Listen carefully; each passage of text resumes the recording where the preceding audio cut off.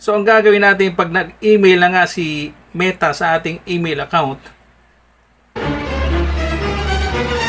then mind mo. Pag nag-email na si Meta sa ating email account na nagsasabing nakaka-stress, di ba? So, humanap ka ng solusyon. Lumapit ka, naglapitan kayo. Kung napadpad ka sa bidyong ito is baka ito na ang solusyon sa hinahanap mong problema.